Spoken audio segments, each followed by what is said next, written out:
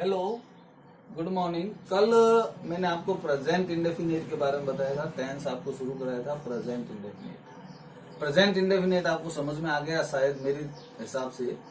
फिर भी मैं उसको एक बार और रिवाइज कर रहा हूँ कि प्रेजेंट इंडेफिनिट आपने कल पढ़ा कि हिंदी सकारात्मक वाक्यों में जो है क्या होता है, नकारात्मक में क्या होगा, वो सब आपको बताया था। हिंदी वाक्यों के अंत में प्रेजेंट इंडेफिनिट के हिंदी वाक्यों के अंत में ता है, ती है, ते है आते हैं। फिर आपने अंग्रेजी में उसकी पहचान को देखा, पढ़ा, तो उसमें आपने देखा कि सकारात्मक वाक्यों में वर्ब की फर्स्ट फॉर्म या वर्ब की फर्स्ट फॉर्म के साथ ऐसी आई एस आता है। नकारात्मक प्रश्नवाचक और प्रश्नवाचक नकारात्मक में हेल्पिंग वर्ब के रूप में अपन डू डज का प्रयोग करते हैं। आपको उसके उदाहरण भी करवाए थे मैंने, और आपको मैंने कहा भी था घर पे बैठ के आप उसको उन उदाहरणों को आप करना। आज मैं नया सेकंड जो इसका टेंस है प्रेजेंट कॉन्टिन्यूअस।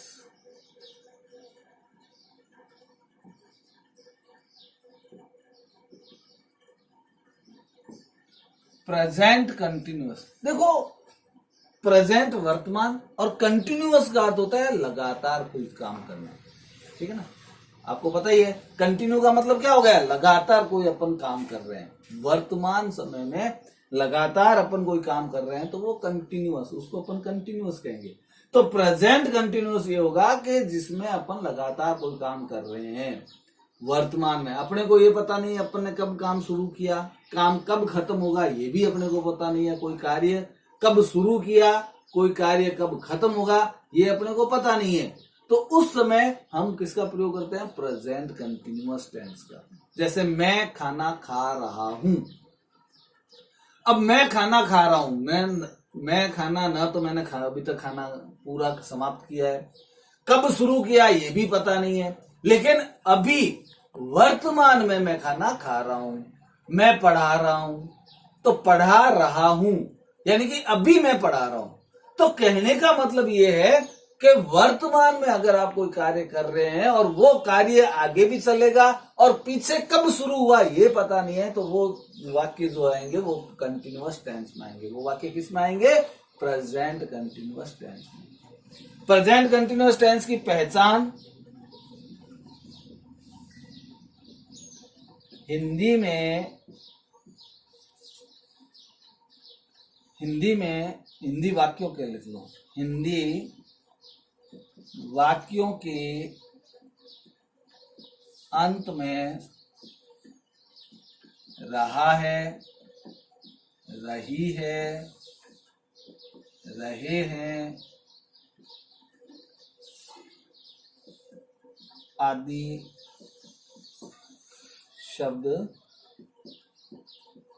आते हैं। क्या आता है, हिंदी वाक्यों के अंत में रहा है, रही है, रहे हैं आदि शब्द आते हैं।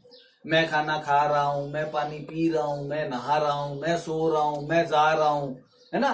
रहा है, रही है, रहे हैं। यदि किसी वाक्य के, हिंदी वाक्य के अंत में रहा है, रही है, रहे हैं शब्द आते हैं तो इसका मतलब वो प्रेजेंट कंटिन्यूअस टेंस का वाक्य है।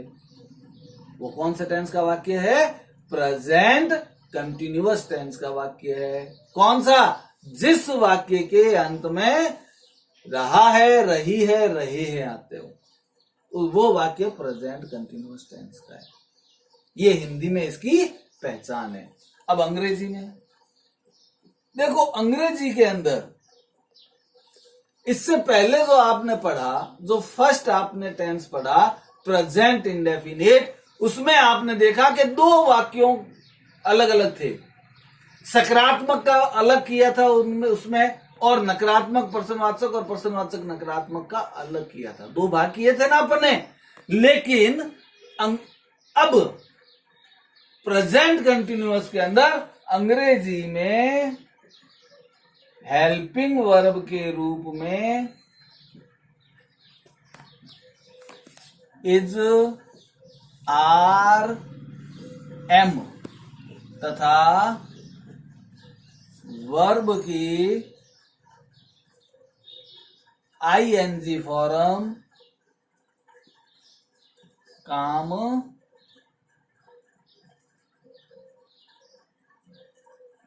आती है या आएगी, मतलब वो वाक्य के अनुसार आप देख लेना। मेन अंग्रेजी में हेल्पिंग वर्ब के रूप में इज, आर, एम, और वर्ब की कौन सी फॉर्म काम आती है? आईएनजी। कौन सी फॉर्म काम आएगी? आईएनजी।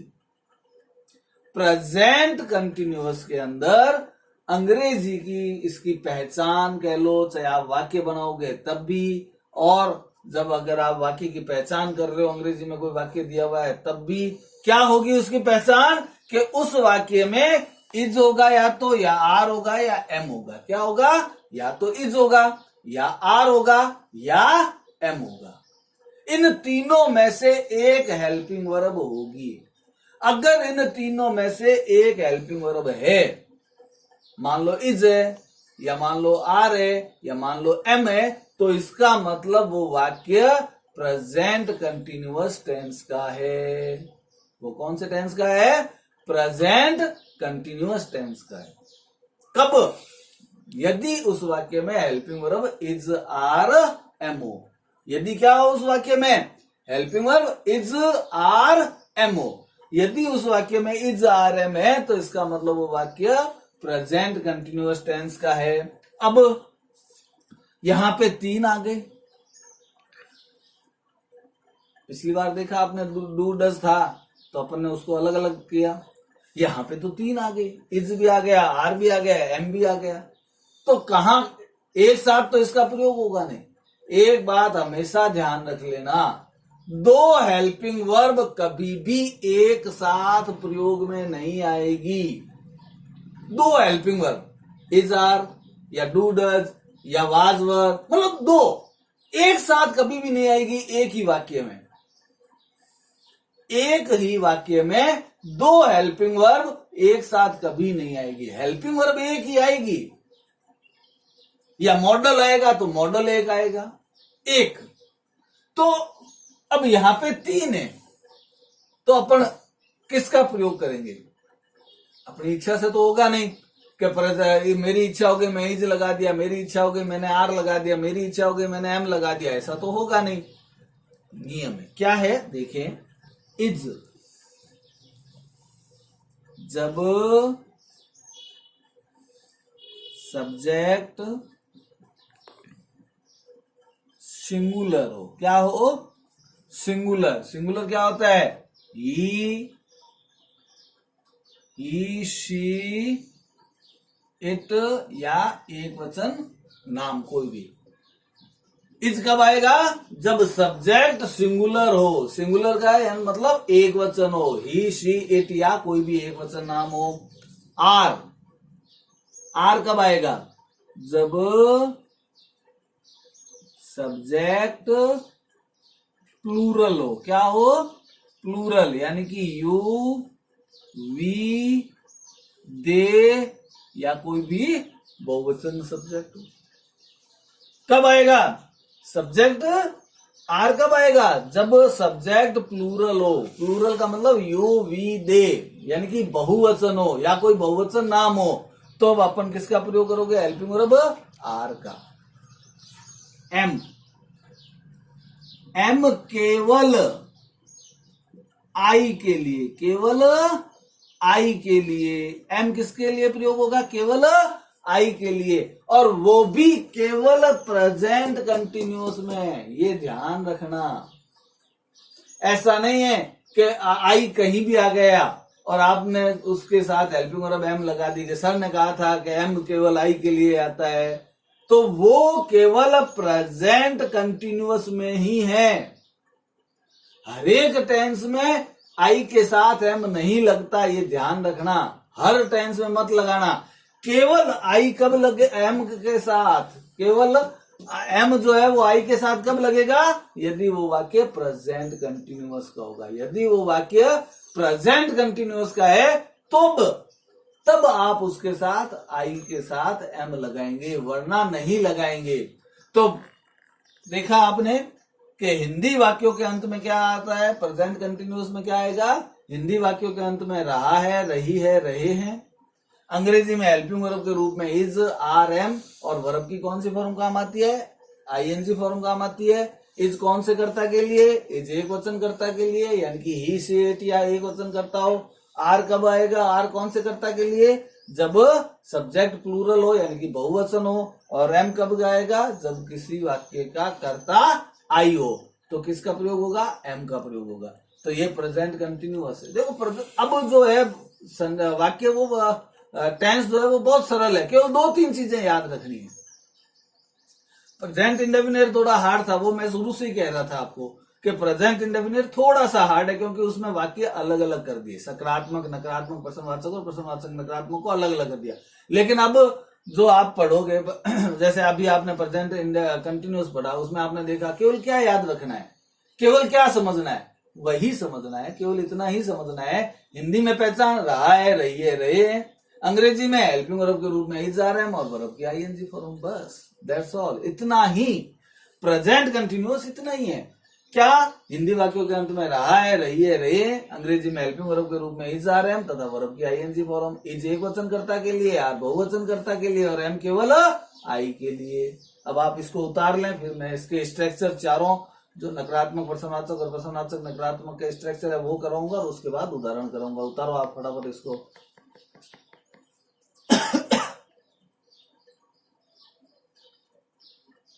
उतार लिया?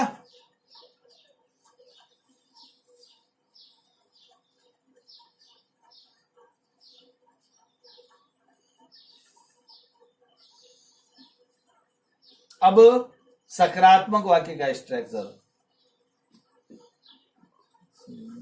अफर्मेटिव। अफर्मेटिव यानी कि सकारात्मक वाक्य। इसका स्ट्रक्चर क्या होगा? देखो, subject plus is are am plus verb की आईएनजी फॉर्म प्लस ऑब्जेक्ट।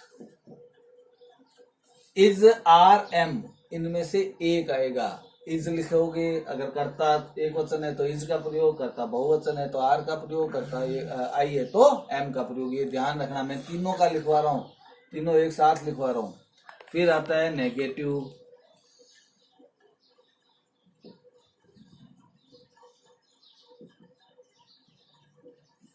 यानी कि नकारात्मक।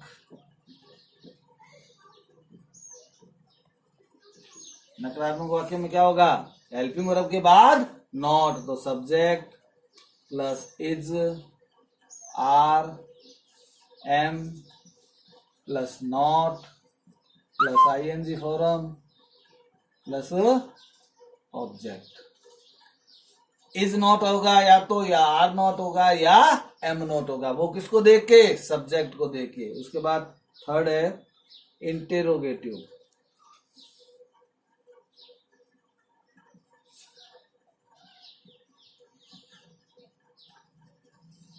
प्रश्नवाचक वाक्य।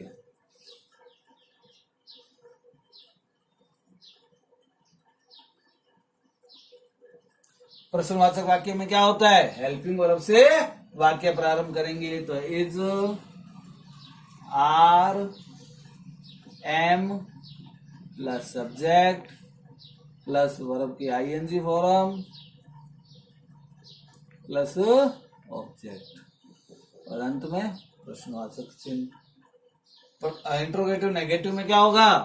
हेल्पिंग वर्ब से वाक्य प्रारंभ करेंगे और कर्ता के तुरंत बाद नॉट का प्रयोग करेंगे। Interrogative negative.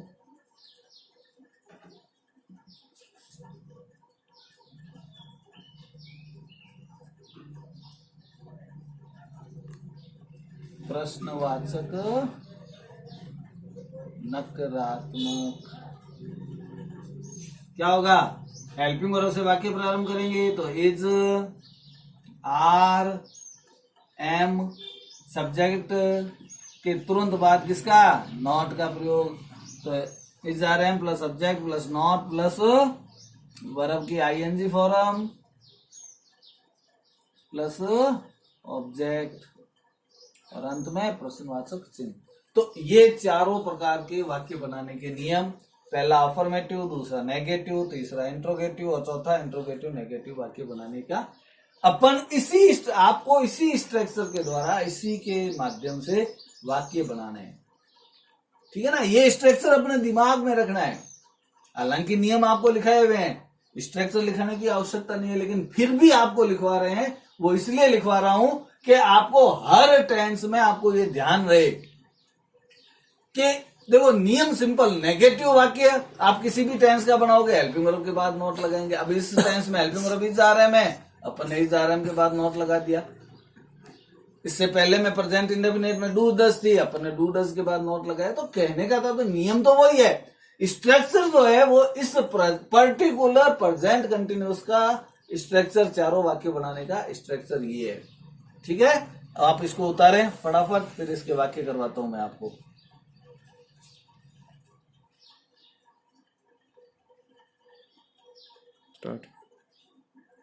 ठीक है, अब चलो मैं उदाहरण आपको एग्जांपल करवाता हूं, एक दो करें।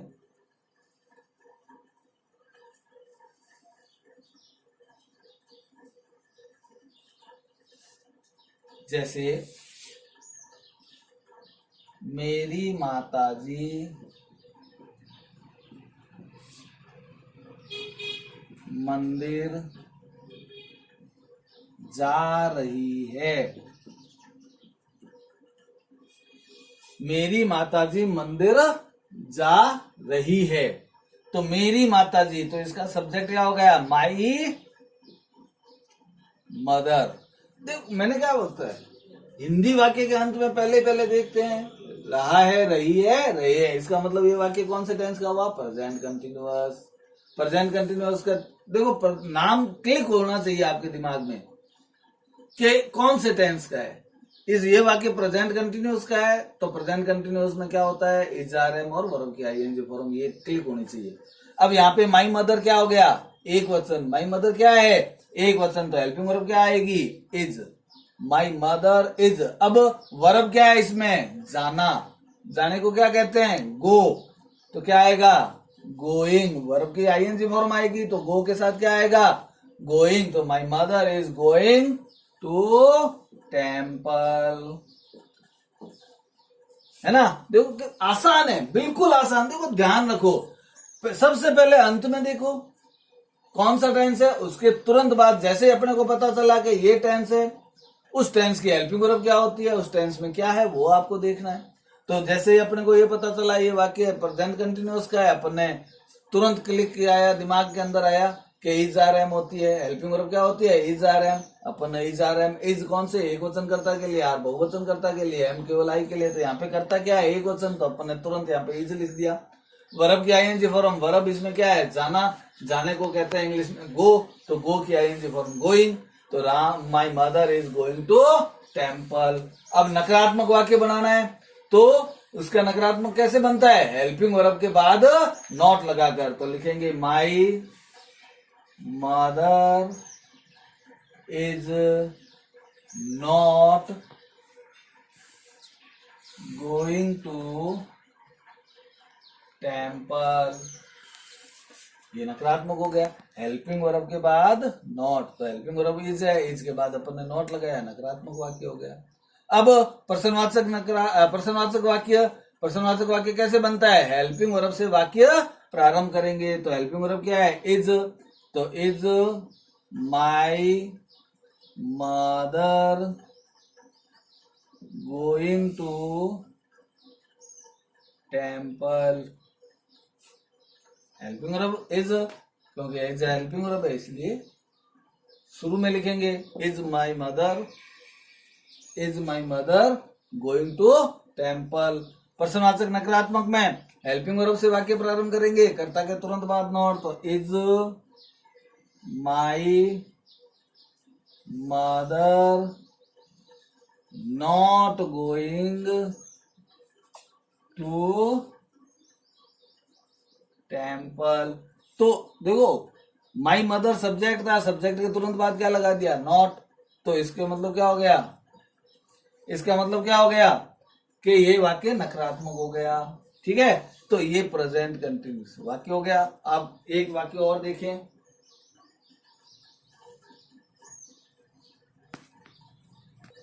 एक वाक्य और करें। वे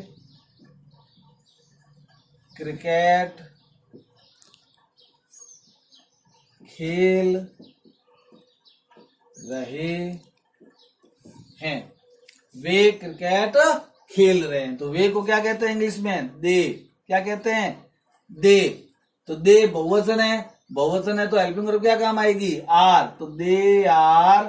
खेलने को क्या कहते हैं इंग्लिश? प्ले। प्ले के ING form playing. They are playing cricket. They are playing cricket. ये सकारात्मक हो गया। नकारात्मक नॉट लगाएंगे हेल्पिंग वर्ब के बाद, नॉट। तो they are not playing cricket, नकारात्मक हो गया। अब प्रश्नवाचक हेल्पिंग वर्ब से वाक्य प्रारंभ करेंगे, तो हेल्पिंग वर्ब क्या है? आर। तो लिखेंगे are they not playing cricket. अंत में प्रश्नवाचक चिन्ह। प्रश्नवाचक नकारात्मक होगा तो हेल्पिंग वर्ब से वाक्य प्रारंभ करेंगे और कर्ता के तुरंत बाद नॉट लगाएंगे, तो आर दे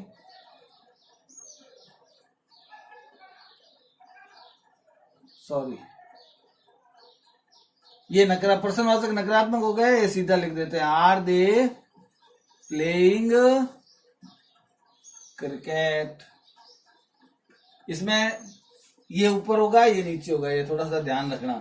ये प्रश्नवाचक नकारात्मक हो गया, ये पहले बना दिया मैंने, ये प्रश्नवाचक वाक्य बन गया। तो इस तरह से आपको ये वाक्य बनाना है। ये प्रेजेंट कंटिन्यूअस जो है वो आपके समाप्त हो गया। प्रेजेंट कंटिन्यूअस के अंदर, ठीक है ना, ये ध्यान रखना, प्रेजेंट कंटिन्यूअस में हेल्पिंग वर्ब के रूप में इज आर एम और वर्ब की आईएनजी फॉर्म काम आती है। हिंदी वाक्यों के अंत में रहा है, रही है, रहे काम आते हैं। तो आप इसकी प्रैक्टिस करना। ये घर पे बैठ के आप कोई भी वाक्य लिख लो, जो वर्ब आपको आती हो, वर्ब आपको पहले लिखवाई हुई है, वर्ब कोई वर्ब ले लो, वाक्य बना लो, सिंपल सा वाक्य करो और 4 तरह से इस तरह से इसके वाक्य बनाओ। ठीक है, नेक्स्ट कल कराएंगे। That's all.